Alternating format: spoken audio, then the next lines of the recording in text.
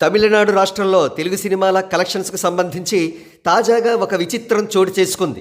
అదేమిటంటే ఎప్పుడో 12 సంవత్సరాల క్రితం అంటే 2012లో విడుదలైన గ్లోబల్ స్టార్ రామ్ చరణ్ రచ్చ తమిళ వెర్షన్ రాగలాయ్ కలెక్షన్స్ను 12 సంవత్సరాల తర్వాత అంటే 2024లో కూడా ఒక యంగ్ టైగర్ ఎన్టీఆర్ సినిమా కొట్టలేకపోయిందని అంటున్నారు ట్రేడ్ విశ్లేషకులు. ఎస్, రచ్చ తమిళ వెర్షన్ కలెక్షన్స్ను దేవర కొట్టలేకపోయింది.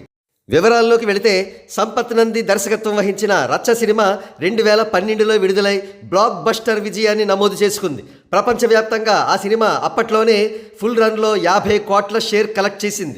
రచ్చ తమిళ వెర్షన్ రాగలాయ్ 4,90,00,000 కలెక్ట్ చేయడం ఒక విశేషం.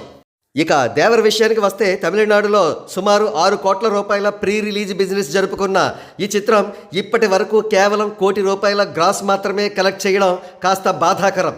సరిగ్గా ఇక్కడే రచ్చ మరియు దేవర కలెక్షన్స్ను కంపేర్ చేసిన సినీ అభిమానులు ఔరా 12 సంవత్సరాల తర్వాత కూడా అంటే పుష్కర కాలం తర్వాత కూడా రచ్చ సినిమా కలెక్షన్స్ కంటే చాలా తక్కువగా యంగ్ టైగర్ సినిమా ఉండడమా అని ముక్కున వేలేసుకుంటున్నారు.